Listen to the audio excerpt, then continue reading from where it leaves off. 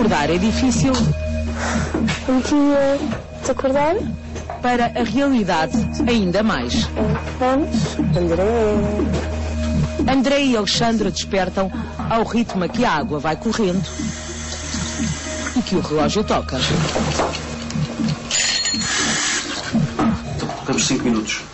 Entramos na banheira, colocamos o relógio. Quando ele toca, temos que estar em condições de pôr a toalhita e sairmos. Aqui tenho o copo e depois gasto menos água do que estar sempre a torneira aberta. Truques essenciais quando aumentam as prestações ao banco da casa. É assustador mesmo.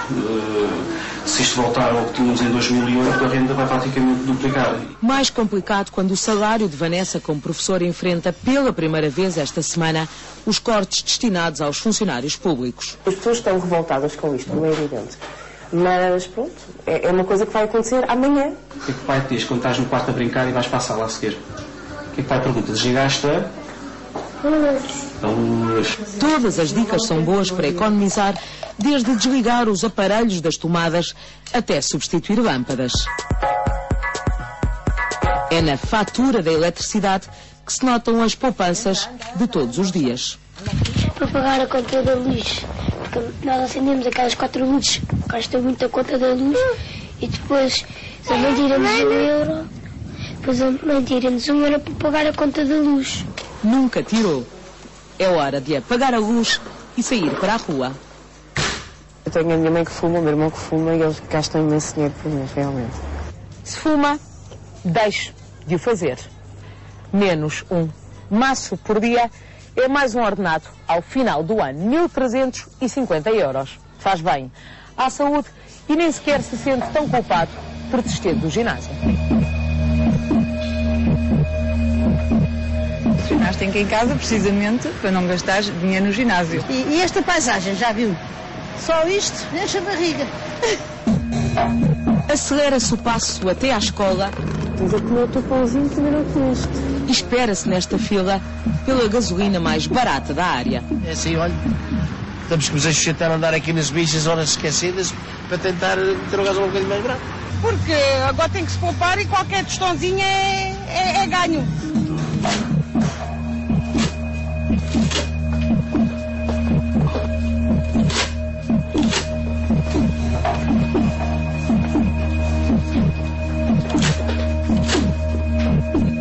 Perder a minha casa.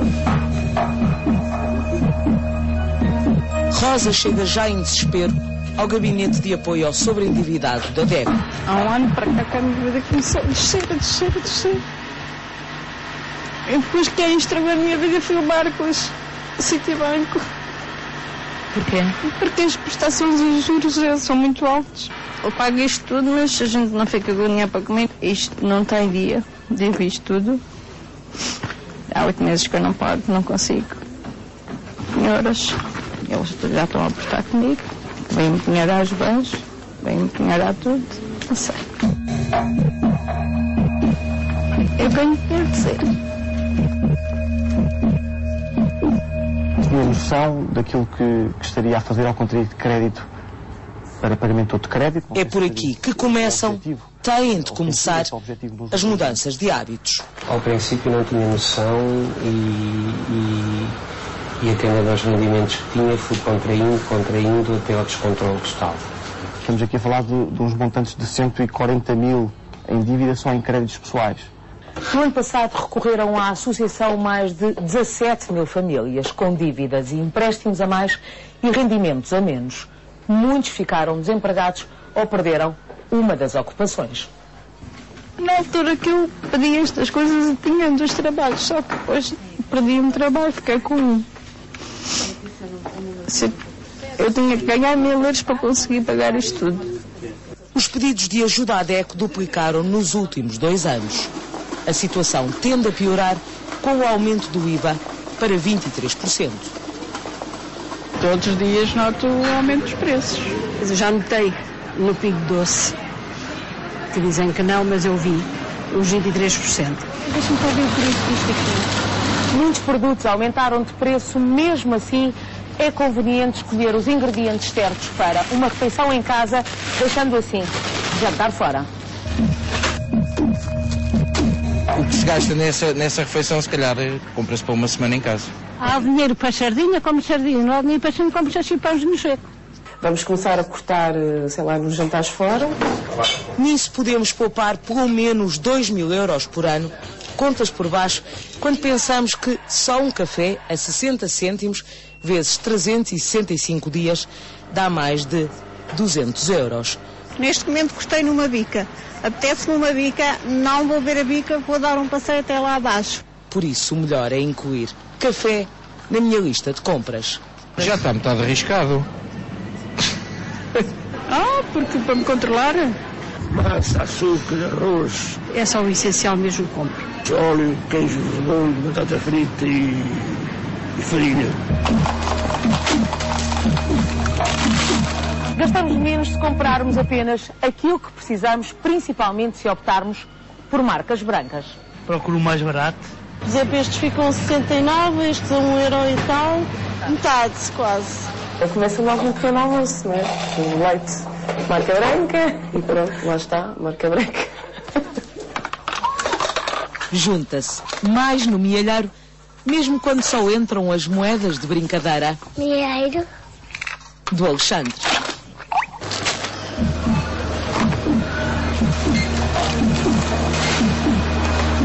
Por aqui ainda são algumas notas, mesmo que não tenha deixado nada ao acaso no seu orçamento. O mesmo é dizer fazer omeletes sem ovos. Ou então começar a fazer omelete com menos ovos. Mete-se um bocadinho de leite. Mete-se leite e farinha, que é para ganhar volume. Coitadinhos, são tão pequeninos. Só podemos chegar onde a nossa bolsa chega. Onde não chegar, vai-se mais devagarinho.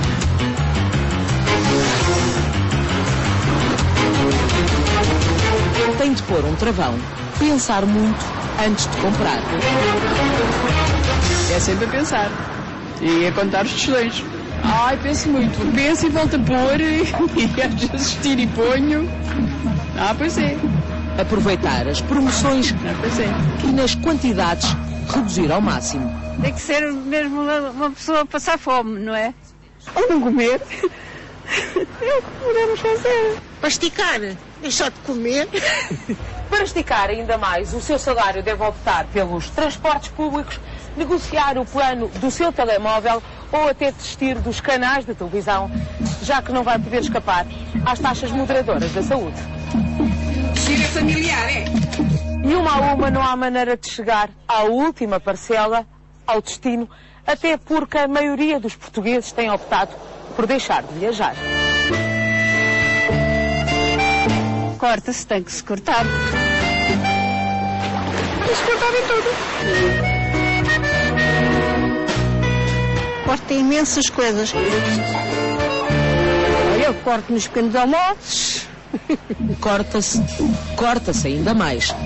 Cortando. Para conseguir chegar ao fim do mês. Só mais já não tenho dinheiro. E mesmo assim, o mais provável é estar a zeros. Consigo sempre chegar ao final do mês a zeros. Sempre. Negativos. Não chego a zeros, mas chego tipo a 3, 4 euros. Isso acontece.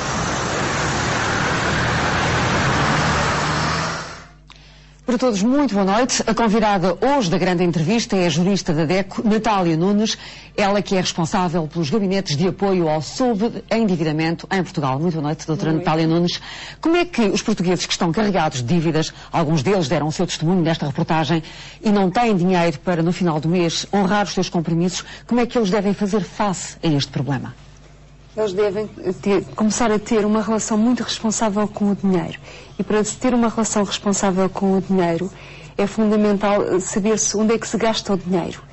E para quê? Para depois eu olhar de forma crítica no final de cada mês para onde eu gastei o dinheiro e fazer ter alguns dos comportamentos que passaram aqui nesta peça. Ver onde é que é possível. Não é tanto deixar de ter aquele consumo ou aquele serviço, mas é eu ter o mesmo serviço e gastar menos. Isto é possível. Por outro lado, nós temos que depois também identificar algumas coisas onde é preciso nós cortarmos. Onde é que é possível cortar? Às vezes é possível cortar e só temos essa noção e a percepção onde é que é possível cortar depois de sabermos onde é que gastamos o dinheiro.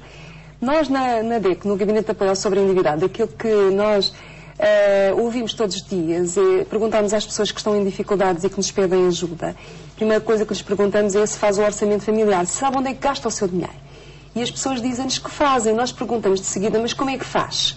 E elas dizem, temos uma ideia de quanto é que se gasta. Ou seja, as pessoas não fazem um orçamento familiar. Não, as pessoas têm uma ideia onde é que gastam o dinheiro. Vamos lá ver, vamos começar por essa situação concreta. Não se esqueça do que vai a dizer. Eu tenho aqui as minhas 2 folhas, não é? Com o meu esboço de questionário para esta entrevista. Eu li que uma das ideias para fazer um orçamento é justamente as pessoas pegarem numa folhinha branca, não é? E de um lado escreverem as suas despesas e do outro lado o dinheiro com que podem contar. É uma coisa tão simples quanto isso, não é? Quanto essa, Ou pegar num computador e abrir uma folha Excel. O importante é, todos os dias, nós irmos registando todas as despesas que fazemos. E não deve ser apenas um dos elementos da família, deve ser toda a família que deve ser envolvida nesta tarefa. Por que os portugueses não fazem um orçamento familiar? Quais são as explicações que normalmente dão quando estão numa situação de aflição? Não têm este hábito e pensam que isto só deve ser feito por quem tem dificuldades, por quem tem pouco dinheiro. E não, isto é o princípio para se ter uma relação responsável com o dinheiro. Porque é fundamental nós sabermos onde é que estamos a gastar o dinheiro. E só sabemos onde é que estamos a gastar o dinheiro se no final do mês verificarmos que, gastámos 300 euros no supermercado, gastámos 100 euros em telemóveis. E para quê? Para eu depois ver se efetivamente, se por exemplo gastei os 100 euros em telemóvel, se não é possível eu gastar menos. Fazer uma comparação de mercado, ir ver se não existe um tarifário que se adapta melhor à minha situação, ou até pensar se não é possível eu alterar o meu comportamento, a minha relação com o telemóvel. Para quê? Para reduzir este peso no meu orçamento familiar. Doutora, nós vimos nesta reportagem casos dramáticos. O de uma senhora que tem um rendimento de cerca de 500 euros por mês, que estava cheia de papéis dos bancos que obviamente traduziam dívidas, tinha um outro emprego que deixou de ter. Há muitos casos como este? Infelizmente sim. Aquilo que nós verificamos na DECO é que as pessoas que nos pedem ajuda têm em regra mais de 5 créditos. Sendo que estamos a falar de um crédito à habitação, um crédito automóvel e depois vários créditos pessoais. Como por exemplo, vamos lá ver, viagens? Não se sabe para quê. Isso é uma outra pergunta que nós fazemos às pessoas, mas porquê que contratou esse crédito? E como também passou ali na peça, e viram um dos atendimentos que estava a ser feitos lá na DECO, em que se perguntava exatamente para que tinha sido feito e se dizia a certa altura que tinha sido feito para pagar outros créditos. E muitas vezes a bola de neve, a situação dramática começa precisamente com esta atitude da parte das famílias, da parte dos consumidores, que são confrontados com uma diminuição de rendimentos provocado ou por uma situação idêntica à desta senhora ou por uma situação de desemprego, por exemplo, e as pessoas tentam, de forma errada, continuar a honrar os seus compromissos e manter o seu estilo de vida. E para isso recorrem a cartões de crédito ou créditos pessoais para honrar os seus compromissos. Portanto, as pessoas cada vez se endividam mais para pagar dívidas. Exatamente. E até que chegam a uma situação limite. É uma situação, assim, dramática e uma situação de ruptura. Porque, em regra, quando nos pedem ajuda, por isso é que muitas vezes já têm 5, 6 créditos ou até mais. E quando nos pedem ajuda, em regra, em mais de 90% das situações, já estão em situação de incumprimento. Ou seja, já têm informação negativa na Central de Responsabilidades de Crédito do Banco de Portugal e, em regra, nem a banca nem as sociedades financeiras já concedem crédito. E é nesta altura que eles vão pedir ajuda à DECO. Portanto, todos os dias chegam, provavelmente, ao vosso conhecimento, casos de vida dramáticos. Sim, muito dramáticos, em que nós vemos famílias, e estamos a falar em regra de famílias compostas por 3 elementos, que em regra existe um menor a cargo, que são famílias que têm rendimentos, em regra rendimentos superiores aos 1.500 euros, mas nós, olhando para os rendimentos das famílias que nos pedem ajuda, nós verificamos que temos famílias que têm rendimentos de 300 euros e outras famílias que têm rendimentos de 5.000, 6.000 euros mensais. E umas e outras têm os mesmos problemas, porque os problemas delas é que o rendimento que elas recebem é praticamente todo ele absorvido pelos créditos e depois ficam sem dinheiro para as coisas básicas, como seja a compra de alimentos, a ida ao supermercado. Quais são as primeiras coisas que as pessoas cortam? Eu tenho ouvido dizer que a última coisa que as pessoas deixam de pagar é mesmo o crédito à habitação, é verdade? É verdade, é verdade. Elas começam por cortar nas próprias idas ao supermercado, começam por comparar preços, optar por escolher os produtos com um preço mais reduzido, cortam inclusivamente na compra até de medicamentos, depois deixam de pagar os créditos do cartão de crédito, dos créditos pessoais, em penúltimo lugar deixam de pagar o crédito automóvel e só mesmo em última instância é que deixam de pagar o crédito à habitação. Ou seja, o perfil do português sobre endividado situa-se na classe média, mas tanto classe média alta como classe média baixa, já que referiu casos de 300 euros, mas também pessoas que oferem salários superiores a 5 mil. É isso? Exatamente, sim. Ainda que a média se situa nos rendimentos de 1.500 euros. Estamos a falar de famílias compostas por 3 elementos, em que, em regra, existe um menor a cargo, em que as idades estão compreendidas entre os 35 e os 45 anos, em que existe um multi-endividamento, em regra existem mais de 5 créditos, e em que, em termos de escolaridade, as famílias têm, no mínimo, um ensino secundário. Portanto, pessoas com formação ao nível do ensino secundário e muitas com formação ao nível do ensino superior. Exatamente. Sim. Que têm um problema de organização das suas vidas e de conhecimento, das mecânicas, das lógicas financeiras, de gestão do dinheiro. Também. É verdade que a principal causa que tem levado as famílias portuguesas a entrar em situação de sobreendividamento, de dificuldade, é essencialmente a dimensão de rendimentos provocado pelo desemprego.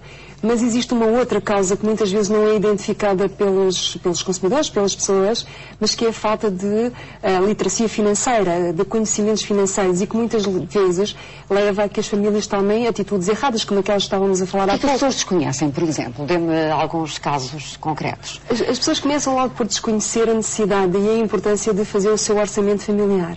Quando contratam um crédito, por exemplo, elas desconhecem coisas tão básicas como seja qual é que é o custo daquele crédito que estão a contratar, o que é uma TAEG. Se estivermos a falar do crédito à habitação, e falando de um crédito à habitação, é falar de uma relação quase que para o resto da nossa vida, porque nós temos crédito à habitação a ser contratado durante 50 anos, até aos 80 anos de idade das pessoas, e as pessoas que contratam este crédito desconhecem muitas vezes o que é o indexante, o que é o Euribor, o que é um spread. Portanto, se elas desconhecem o que é um spread, que é um elemento fundamental num crédito à habitação, como é que este elemento, por exemplo, foi negociado? O que é, por exemplo, uma TAG? Nem a própria sei. Uma taxa anual efetiva global, que em termos de lei, ela é obrigatória que conste em todas as mensagens comerciais. E para quê? Precisamente porque é um elemento fundamental para o consumidor. Porque um consumidor que saiba o que é TAEG já sabe que quanto mais baixa for o valor desta TAEG, menor é o custo do crédito. E, portanto, o legislador, ao obrigar a que constasse em todas as comunicações comerciais esta informação, era com o objetivo de informar devidamente o consumidor. Mas a verdade é que o consumidor muitas vezes não faz ideia do que significa esta sigla. E isso tem a ver com o facto de, nos últimos anos, o dinheiro ter sido muito acessível e barato. Tem também, porque a verdade é que nós, famílias portuguesas, durante muitos anos estivemos vedados, fechados ao mercado do crédito, e ele começou a surgir no início dos anos 90, e desde o início dos anos 90 a verdade é que as famílias portuguesas não pararam de se endividar, de recorrer ao crédito, e por outro lado o mercado do crédito também se tornou cada vez mais complexo. E a verdade é que as famílias portuguesas não tiveram a capacidade e o tempo suficiente para se adaptar a esta nova realidade. Por outro lado, também não houve a preocupação de introduzir esta temática, esta nova realidade nos currículos escolares, para começar a dar formação às nossas crianças e para que elas, mais tarde, não venham a ter os problemas que hoje os pais estão a ter. É fundamental que se atue, e essa tem sido uma preocupação da DEC também. O que é que a DEC faz quando é confrontada com estes casos de pessoas que estão em total incumprimento?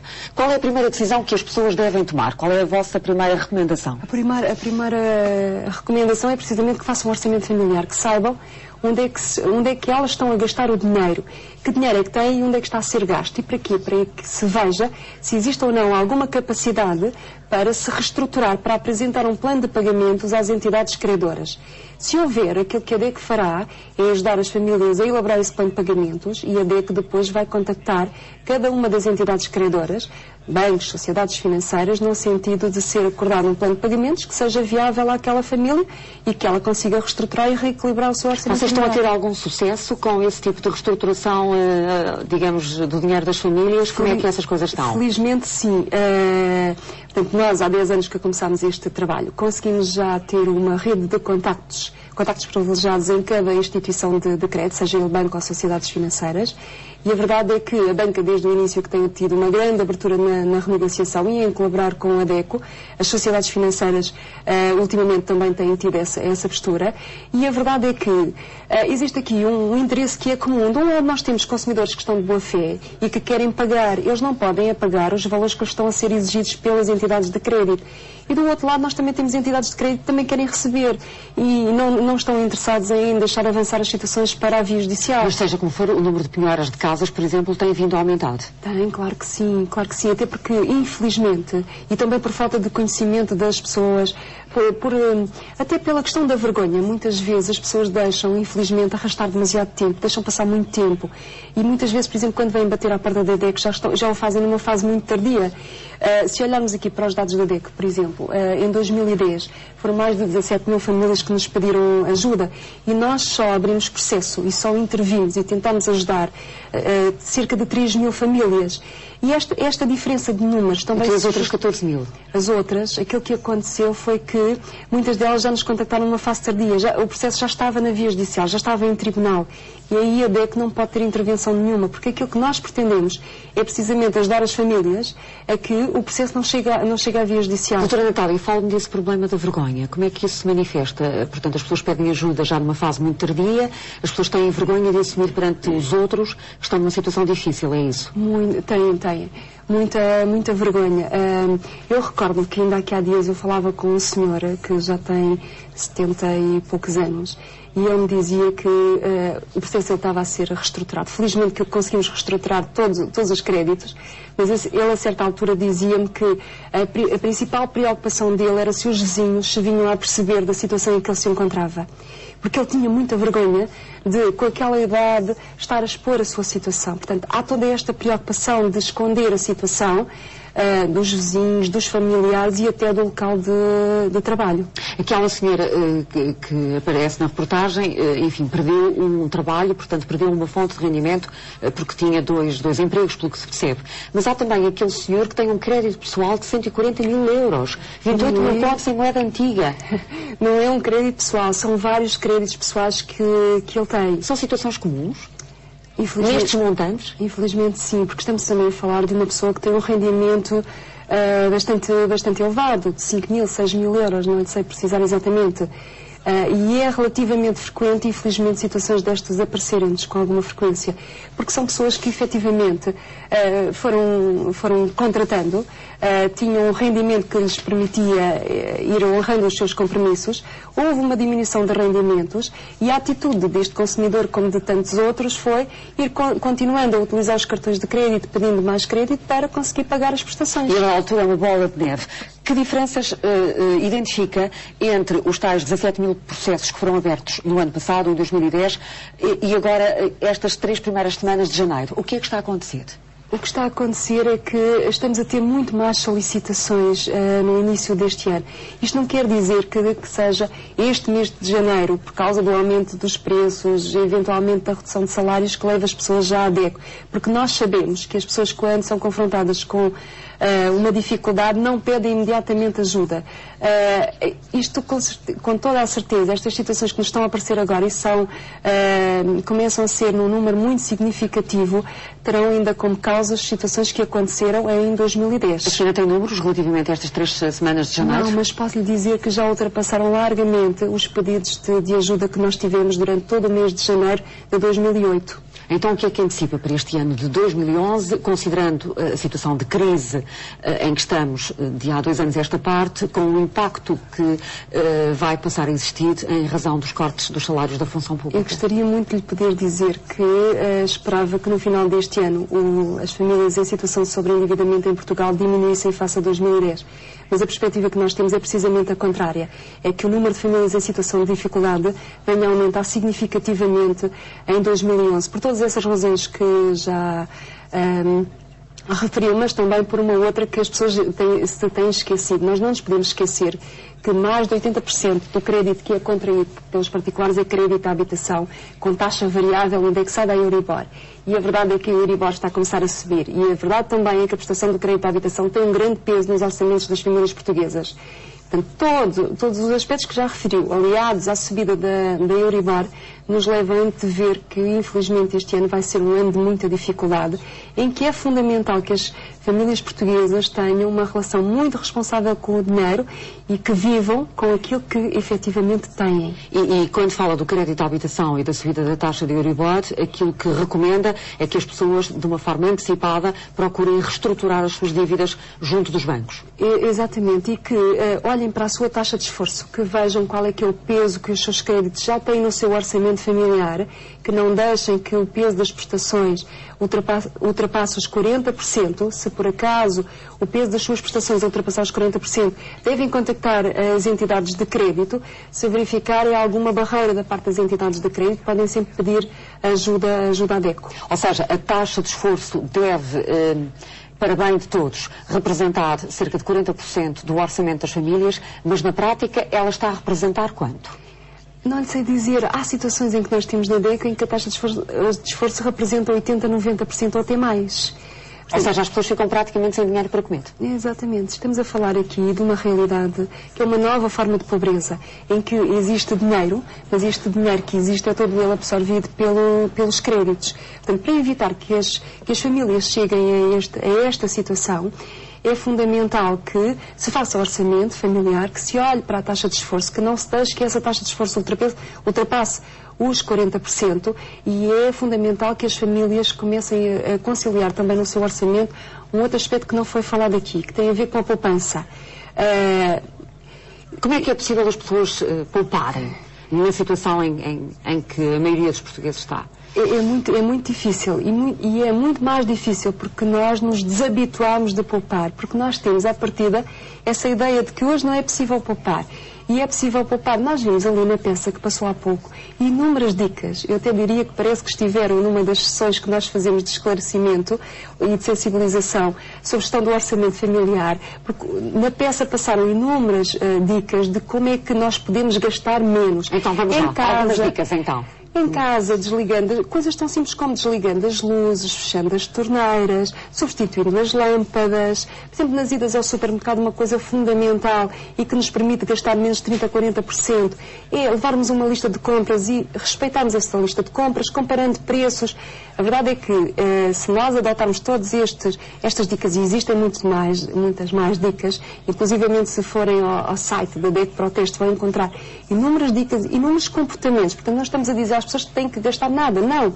Só têm que tomar conhecimento destes comportamentos, adotá-los e com certeza que vão reduzir os seus gastos. Ou seja, a realidade implica uma nova atitude também. Um novo comportamento. Exatamente. A propósito do consumo de água, por exemplo, eu achei que vale a pena, enfim, partilhar com os nossos espectadores esta ideia de que fechar a torneira sempre que lavamos os dentes, poupamos 9 litros de água. 9 litros de água. Portanto, se imaginarmos que lavamos os dentes 2 vezes por dia em casa, isto significa cerca de 550 litros de água por mês em termos de poupança de consumo. Ou seja, enfim, grão a grão, como se diz, não é? Enche a galinha ao papo, isto significa que é possível fazer algumas economias. É verdade. E na peça passou uma senhora que, por exemplo, dizia que deixou de beber um café. Não é? E o café é um valor de 60 cêntimos, 50 cêntimos, é um valor que muitas vezes nós desprezamos, que nem sequer contabilizamos no nosso orçamento familiar.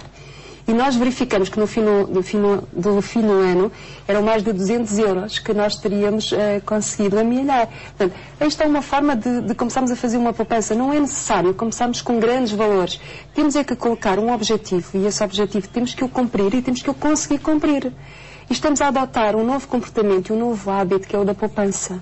De qualquer das formas, é uma situação que nota que se tem vindo a agravar à medida que estamos também perante elevados níveis de desemprego. Estamos com uma taxa de 10,8%. O desemprego tem vindo a aumentar nos últimos anos e, portanto, o número de famílias que pedem a vossa intervenção está, sobretudo, relacionada com o aumento do desemprego? Está. Como eu dizia há pouco, essa é a principal causa que leva as famílias portuguesas a entrar em situação de dificuldade e a pedir ajuda à DECO. O desemprego, a instabilidade profissional. O ano passado, por exemplo, nós verificamos que houve também outras razões relacionadas com o mercado de trabalho, que foi o corte de horas extraordinárias. ou até o não pagamento de comissões que levou a que famílias entrassem em situação de dificuldade sobre endividamento. Situações também de divórcio, provavelmente? Algumas sim, porque como eu lhe referia logo no início, é fundamental que o orçamento seja feito em família. E para quê? Para que toda a gente lá em casa, pelo menos o marido e a mulher, saibam exatamente a situação económica, financeira daquela família. Porque aquilo que nós verificamos muitas vezes é que nem sempre a situação é conhecida de todos os elementos da família. E muitas vezes, depois, quando existe um momento da descoberta da situação, existem situações de verdadeira ruptura, de divórcio, separações. Ou seja, a tal vergonha de que há pouco falava. Também no seio da própria estrutura familiar, da família mais chegada. É um problema, sobretudo, das grandes áreas urbanas, Lisboa e Porto? Olhando para os nossos números, claro que sim, também onde existe maior número de pessoas. E nos meios mais pequenos, não quer dizer que não existam situações de sobreendividamento, com toda a certeza que existirão, mas ainda está mais presente a questão da vergonha. E depois existe, como são meios mais pequenos, ainda existe uma maior proximidade e existe uma maior interajuda e com certeza que levará também as pessoas a não entrar em dificuldade e a pedir ajuda, mas a vergonha tem aqui um peso muito grande.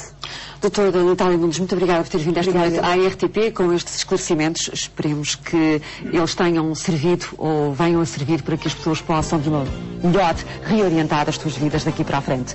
Eu estarei de volta na próxima semana com a grande entrevista. Para todos, muito boa noite.